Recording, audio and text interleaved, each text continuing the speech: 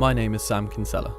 I live in Somerset in the UK, and 6 months ago I started working in a local residential home for the elderly to get some extra cash, and I loved the idea that I could try to make a difference in someone's quality of life. I quickly became attached to a gentleman called Edward Hardy.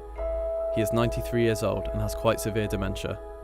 When I arrived, his dementia had led him into a state of depression, and he wasn't really communicating with staff or visitors anymore.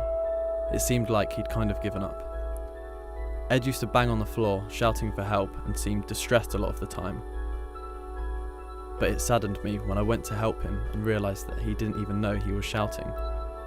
He was very confused and nobody at the home knew what to do. Then one day, I was speaking to Ed and telling him why I lived in Somerset and that I was part of a band from the area.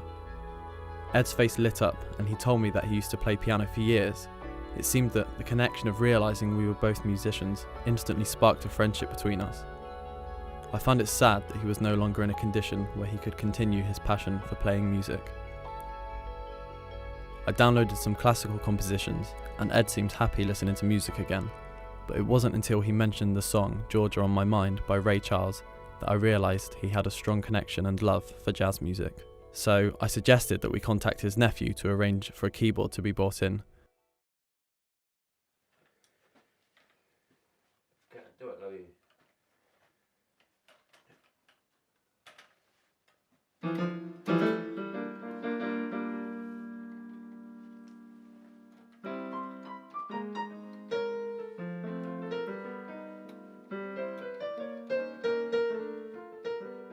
The staff at the home were blown away as we watched him play, and his wife started to cry as the memories came flooding back.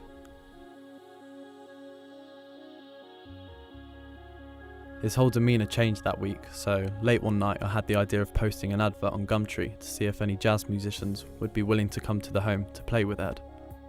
The response was amazing, with over 90 replies in a week, people wanting to come from the other end of the country, and various people writing in to wish us luck with our search for volunteers.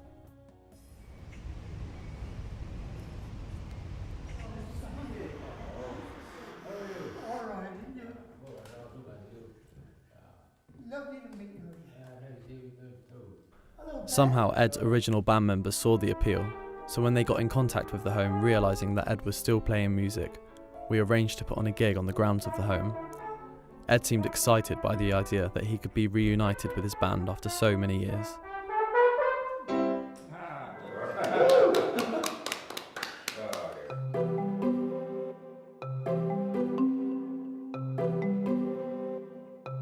This was going to be his first actual gig in over 35 years, and none of us could have imagined him doing something like this when we first met him.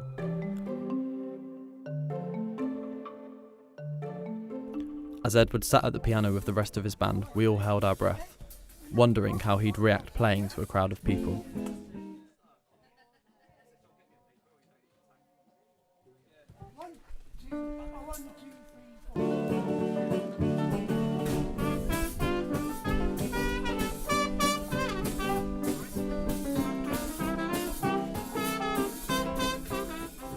The look in his eyes when he was reunited with his old bandmates was indescribable, and the happiness it brought to him and his wife when the band started playing together again made the whole experience really emotional for us.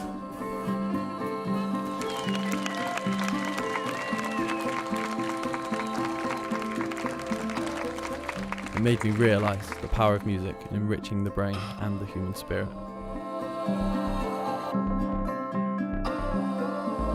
Since then, we've involved music much more in the home and in Ed's daily life, and it's changed the atmosphere here, and most importantly, it's genuinely changed his life in a massive way.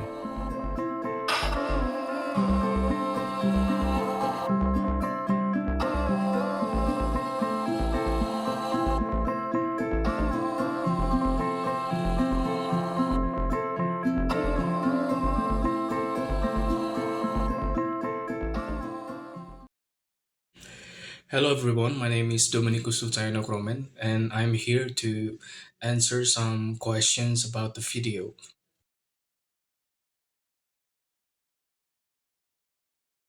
Before music therapy, Edward Hardy was a 93-year-old man living in a care home. He had severe dementia and depression.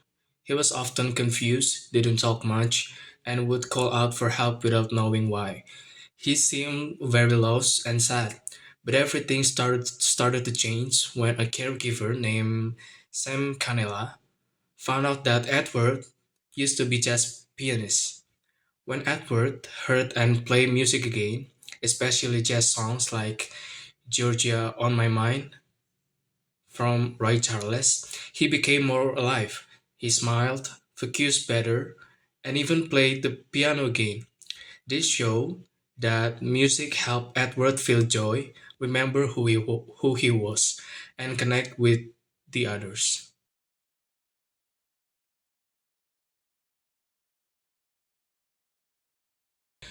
Sam Canella, a caregiver at the home, noticed that Edward didn't talk or interact much.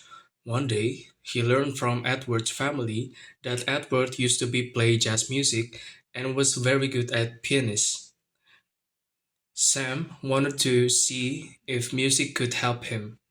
With the help of Edward's nephew, Sam brought a keyboard to the care home. When Edward saw and played it, his face lit up with happiness. Then, Sam posted a message online asking for jazz musicians to come visit. Many people replied, including Edward's old bandmates. They all come together and played music, which brought a big change to Edward's life.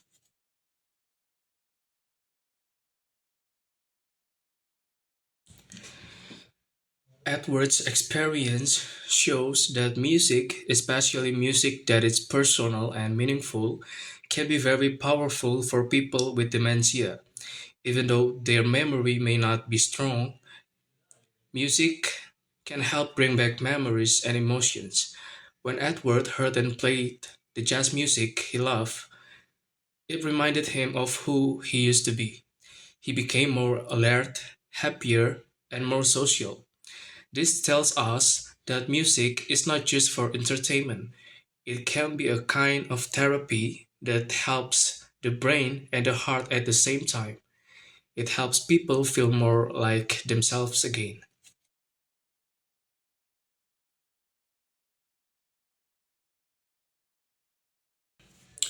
Edward's live performance after more than 35 years was very emotional and powerful.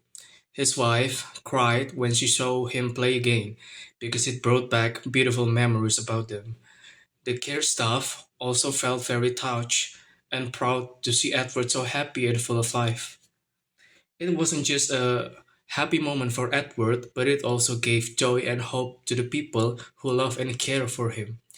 This shows that when someone with dementia improves or has a joyful moment, it brings a positive feeling to everyone around them. It creates a warm and loving environment in the care home.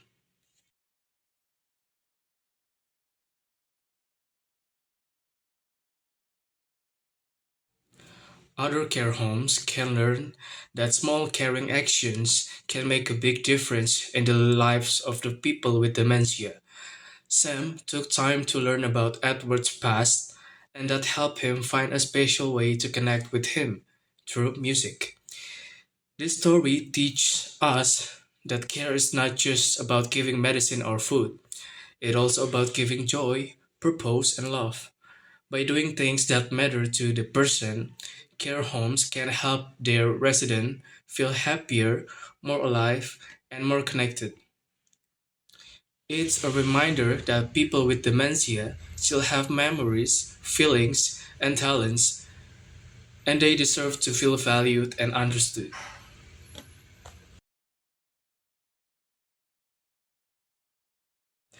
The story of Edward Hardy and Sam Canela shows us that every person, including those living with dementia, still has hopes, abilities, and the need to connect with others.